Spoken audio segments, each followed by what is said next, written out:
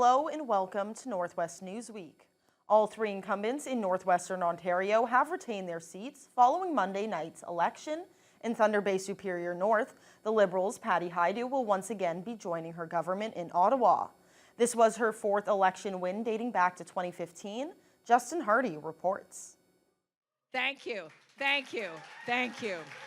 After a month-and-a-half-long campaign, incumbent Patty Hajdu has secured her seat on behalf of Mark Carney's Liberals. With most of the polls in, Hajdu came out of election night with over 25,000 votes, or about 52% of all ballots cast, followed by Conservative Bob Herman, who received 16,000. The NDP's Joy Wakefield received a little over 3,000 votes. Hajdu spoke about how it felt to win her fourth straight federal election. Just a huge thank you to Thunder Bay Superior North voters. Every conversation I had at the door was truly an opportunity for me to listen to people's concerns, to hear what their ambitions are, and to reflect on what we can do better together. And so I'm very grateful. Thunder Bay Superior North turned out. They resoundingly supported me, and I'm looking forward to continuing this journey together. With 35.9% of the vote from the riding, Conservative Bob Herman was the runner-up in his first election bid.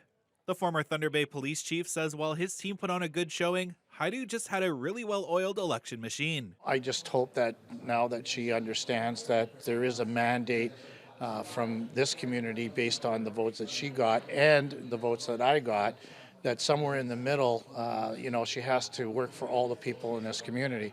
If you look at what's happening nationally, we're going to be in a minority government situation, so there's a very good chance that we will be right back at this very soon. The NDP's Joy Wakefield wrapped up the night with 7.1% of the vote. She says she hopes these NDP candidates that did win their elections will put in the work to hold the new government accountable. The NDP made great achievements without being the party in power over the last few years. Brought Canadians pharmacare, brought Canadians dental care, brought Canadians $10 a day childcare, and made other gains for people. So it's going to be really important in this Liberal minority government that we have a strong voice for people. Now that she's heading back to Ottawa, Hajdu says her top priority will be to reflect the needs and desires of Thunder Bay Superior North. Not just through the process of making law, but also to make sure that Thunder Bay's financial needs are reflected in the upcoming budget. There will be a budget for the Government of Canada, and that budget needs to reflect the needs of the North. And so we'll be consulting with the region to make sure that we get the ambition of the region right, and that's the work of a Member of Parliament. Justin Hardy, TBT News. Over in Thunder Bay Rainy River, it was a much closer race for Liberal incumbent Marcus Pawlowski, but as the final polls came in, Pawlowski managed to hold on to his lead and defeat first-time Conservative challenger Brendan Hyatt, while the NDP's Yuksem Wan finished far back in third. Jonathan Wilson has the wrap-up report for that riding. Thank you, and we won!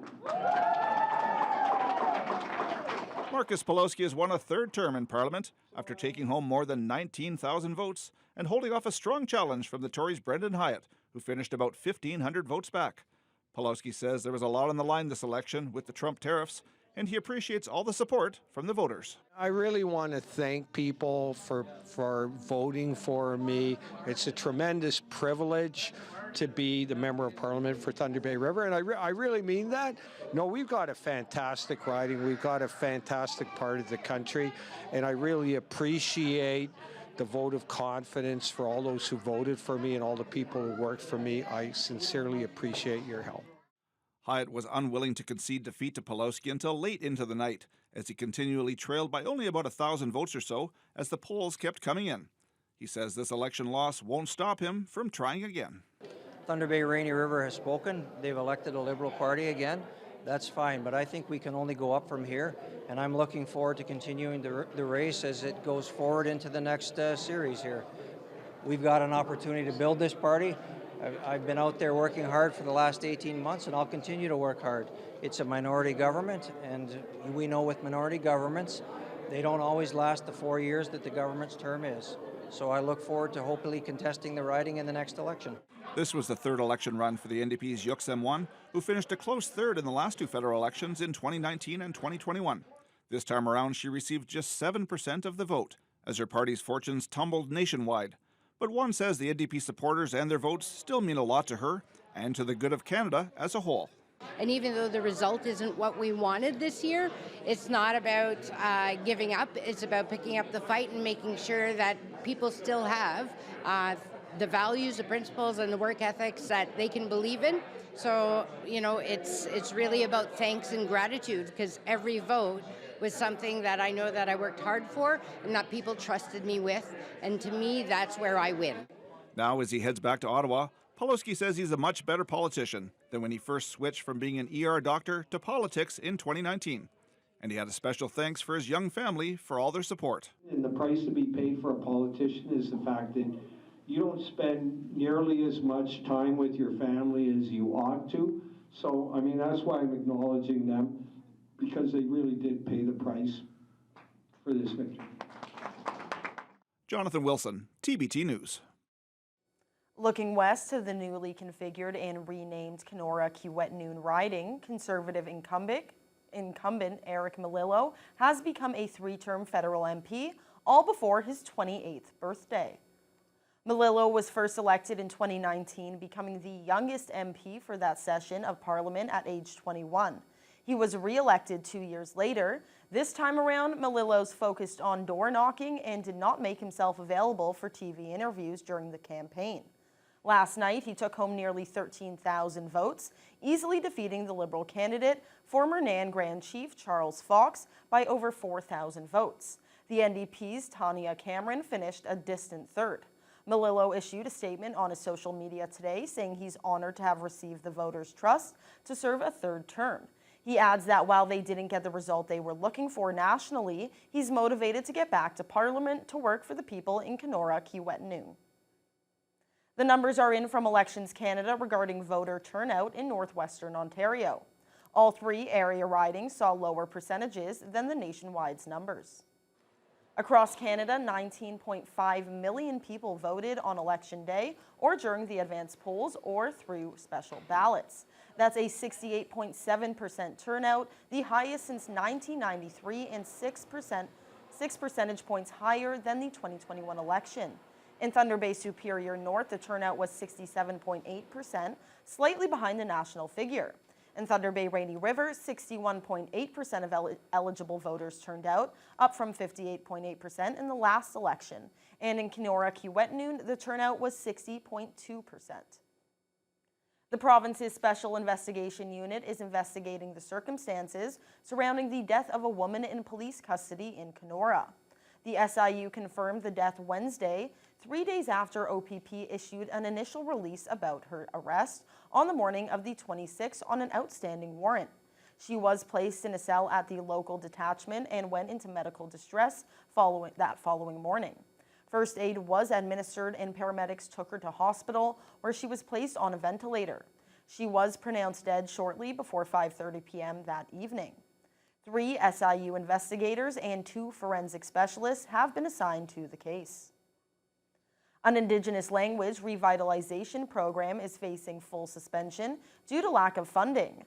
Matawa's Wakater program last funding agreement has run out, and the organization has no long-term funding commitments from the government. The Wakater program has been running in all 9 Matawa communities and in Thunder Bay for the past 2 years. 90 students graduated in one cohort alone in 2014. Recently, the program has been largely scaled back due to lack of funding, and without further funding commitments from Ottawa, it could face a full suspension. Matawa is urging the federal government to provide a long-term funding commitment. CEO Sharon Nate says the program is very important to Matawa communities. They've created this program. It's a program that has come from each of our communities, and they've developed this. So this is their own in terms of taking that stand to revitalize, and it brought back a sense of identity and self-confidence in our peoples that, look at this can be a reality that, we can have our language back. Coming up after the break, the annual NOMA conference was held here in Thunder Bay. This event is like homecoming weekend, right? And it's everybody coming together, and I love seeing everybody, and I'm really, really passionate about the Northwest.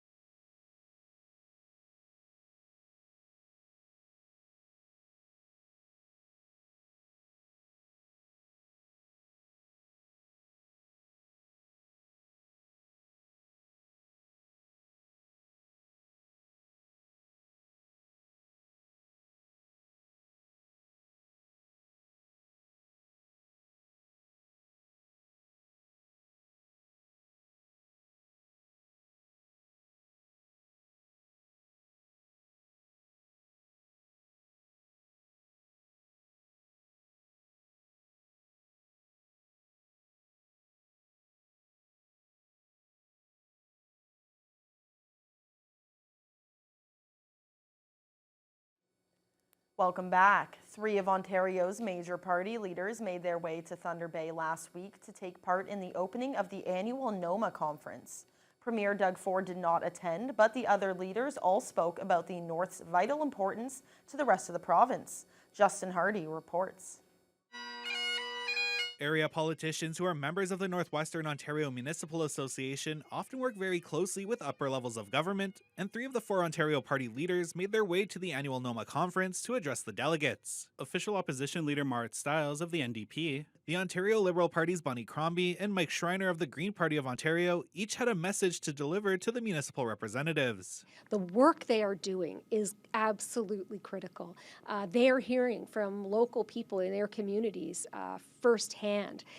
There's enormous strength in that. Those ideas, that vision, is what the provincial government needs to respond to. This is a region that's vitally important to the economy. The Northwest is the critical driver of the economy of the South, and vitally important with not only the mining industry, the forestry industry, manufacturing, and shipping as well. I heard directly from municipal leaders, they want a new deal from the province. They want a province that's not only going to step up and defend our economy, especially we see the threats in forestry and mining.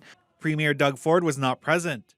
This annual conference was the last one that NOMA President Wendy Landry will open. I find myself reflecting on the privilege it's been to serve this incredible region. Landry announced her step back from the NOMA leadership back in March.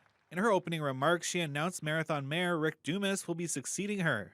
Just because she's stepping down as president doesn't mean she's done with the organization or advocating for the Northwest. Landry says she will be playing an active role as a past president. It's time for me to step back, so I'll be the past president, so I actually get to still stay on the board, so that's good. A little sad in the sense that, especially this event, right? This event is like homecoming weekend, right? And it's everybody coming together, and I love seeing everybody, and I'm really passionate about the Northwest, and I love this position, and I think that it's, you know, what we started up to do was to elevate the voice of Northwestern Ontario and NOMA, and elevate the profile. And I think if you see around the room today, you'll see some of my AMO colleagues that have come to be here with us, and tells you that we've raised the profile of NOMA at provincial level. The first day of the NOMA conference ended with the annual general meeting. The gathering continues until Friday.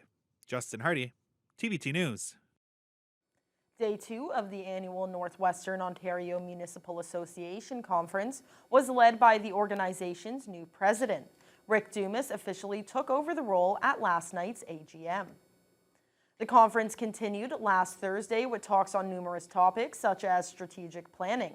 Delegates from each community were also encouraged to meet with exhibitors during downtime, all of which was overseen by NOMA's new president, Rick Dumas. The Marathon Mayor's presidency was announced during the opening of the 2025 conference. Dumas says his experience will be a great asset in this new role. We're a great team, and I continue to want to focus on that. And Wendy, as a past president, will continue to work with me and bring NOMA to that next level. And we believe NOMA is the voice of Northwestern Ontario, who represents 37 municipalities. And we want to continue to lobby with government, both provincially and federally, to say, hi, here we are in the North. We want to be heard. We want to look at the issues that we have. We want to bring solutions to government. And I want to continue that role as now the newly elected president. The NOMA conference wrapped up Friday with a ministers' forum, which gave municipal leaders a chance to question members of the provincial cabinet. Northwestern Ontario municipal leaders got their chance to get direct answers from visiting provincial ministers last Friday. The annual NOMA conference wrapped up with the ministers' forum. Justin Hardy reports. From the Protect Ontario by Unleashing Our Economy Act to the potential absorption of unincorporated communities by neighboring municipalities, this year's Ministers' Forum had a diverse range of topics. Some of the attending ministers had more questions to face than others. There are 7 other wonderful ministers on this list. They are dying to answer a question. Most of the first questions were directed at Stephen Lecce, Minister of Energy and Mines. Shunia Councillor Don Smith wanted to know how energy would keep up with the acceleration of large projects through the Protect Ontario Act. My request to the ministry and to the minister is that the electrical transmission projects be included under the Act. I guess the short answer is we're going to do that.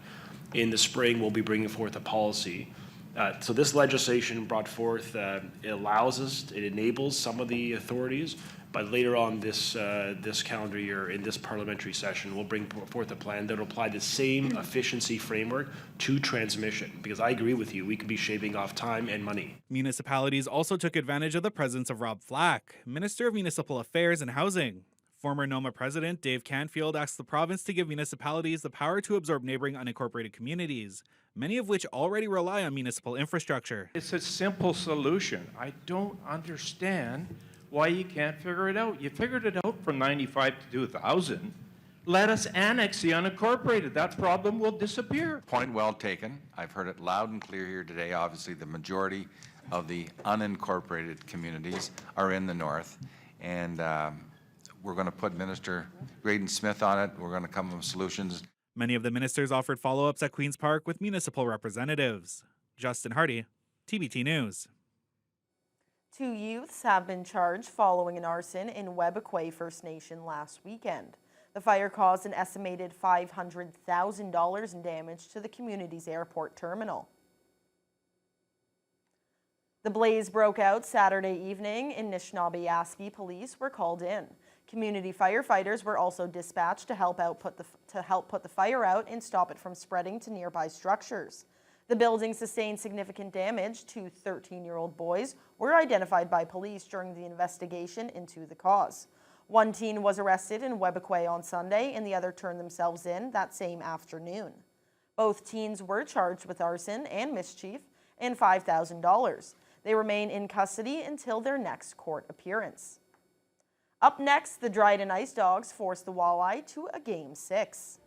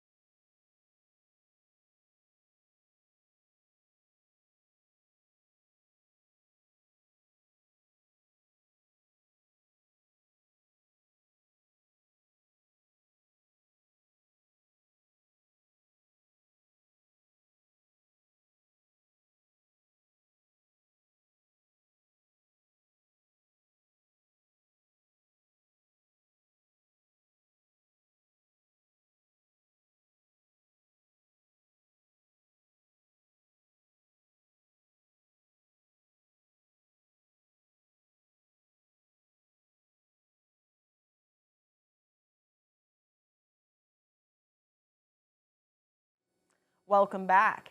With a 3-1 series lead over the Dryden Ice Dogs, the Cam River Fighting Walleye had a golden opportunity to lift the Bill Salonen Cup last Saturday night in Dryden, but the Ice Dogs, with their backs against the wall, delivered a stellar performance in Game 5. It was a full house at Dryden Memorial Arena, with fans packing the stands and the energy at a fever pitch. With the championship on the line, the Cam River Fighting Walleye came out flying. Less than 5 minutes into the first, a blast from the blue line was turned aside, but Captain Daxon Lang pounced on the rebound and buried it to give Cam River a early 1-0 lead. Still in the opening frame, a stretch pass looking for Carter Podubny gets broken up, but Zach Bowman is there to clean it up. He cuts across the slot, sells the fake, and slides a beauty backhand past Noah Davis for his first of the series. Walleye up 2-0. And Bowman, he wasn't done yet. A costly Ice Dogs turnover leads to Podubny walking into the slot. He's denied, but Bowman buries the rebound for his second on the night and fifth of the postseason. Cam River rolling up 3-0. Into the second, the Walleye trying to break out, but they cough it up. Dryden jumps on it, Peyton Hugh with the feed to Max Roby, and he finally beats Ashton Tadauskis to get the Ice Dogs on the board. 3-1 Cam River, and that lit a spark. Just 3 minutes later, Ryan Oatman finds Evan Mayer down low, and he sneaks one past the pad to cut the deficit to 1. Suddenly, it's a 3-2 game. Then, with just over 3 minutes left in the period, chaos. Emmanuel Nkombo appears to score the equalizer, but on the same play, a dangerous hit leaves Cam Rivers' Brody McLeod face down on the ice. After a lengthy review, the goal is waved off, and Nkombo is hit with a 5-minute major for head contact and a game misconduct. Third period now, just over a minute in. Dryden on the penalty kill. A 2-on-1 breaks out. McLaren Polson to Elias Eisenbarth, and he buries it shorthanded. That's 3 unanswered for the Ice Dogs, who claw their way back to force overtime.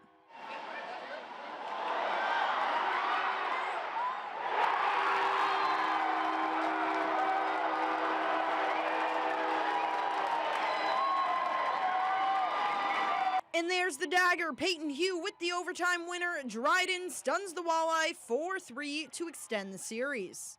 Oh, I wanted to go for a line change, and then next thing you know, the puck's on my stick and no one's in front of me, so decided to put the puck in the net. Yeah, because you take advantage of the turnover. Exactly. You know, the boys stuck with it there, right? Like, I knew they had an extra gear going into the second period there, and they really found it. I mean, we stuck with it, really upped our game for the last 2 periods there, and we got rewarded for it. So couldn't be prouder of the guys right now. I think the thing is that you have to do, we have a resilient group here. It's a good group of kids that care. So they're not happy right now. Nobody's happy about it, but I really believe that, you know, we got a couple days here to recover and to get back at it. And so now we go back home with a 3-2 lead. And then it's, you know, like I said, it's these two teams are going to go at it, and it's going to be good hockey. Game 6 is back in Cam River at Norwest Arena. Puck drop is Tuesday night at 7 p.m. Well, Game 6 in that series was just as close of a contest as Game 5, as the Ice Dogs and the Walleye once again needed overtime. Brendan Miller has the highlights. After a crushing defeat in Game 5, the Walleye are back on home ice, trying to seal the championship. 5 minutes in, Dryden wins the draw. Rylan Oatman to Evan Meyer, and Adam Zimmerman manages to tuck it in. 1-0 Ice Dogs. 10 minutes later, Daxton Lang finds Jetman Tango down low, out to Brody McLeod, and he scores to tie the game at 1s. In the second now, it was the Fish scoring first. Edwin Liang works his way in and fires it past Noah Davis to make it 2-1 Walleye. Approaching the 4-minute mark and on the power play, the Ice Dogs make quick work. Max Roby to Peyton Hugh, and McLaren Paulson wires it and ties the game. To the third, Carter Podubny finds a way around the defense. A beauty of a pass to Zach Bauman, and he puts it in for the 3-2 Walleye lead. Just over a minute later, Elias Eisenbarth to Paulson. A quick pass to Eli Antoine, and he tucks in the game-tying goal. Once again, we'd need overtime. In overtime, Callum Halls works his way along the half wall. He has Mintenko with him, and a pass to Mintenko, and he puts it in. The Cam River Fighting Walleye are SIJHL champions for the second time in 3 seasons. Brendan Miller, TBT Sports. A Thunder Bay woman is over $100,000 richer after winning a 50-50 draw in Dryden. Tammy Krupa was contacted this week by organizers of the Dryden Health Services Foundation monthly 50-50, which helps buy new equipment for the local hospital. Hi, I'm looking for Tammy. Speaking. Hey, Tammy, it's Brad Coles calling from the Dryden Regional Health Services Foundation. How are you this morning? I think I'm pretty good. Yeah?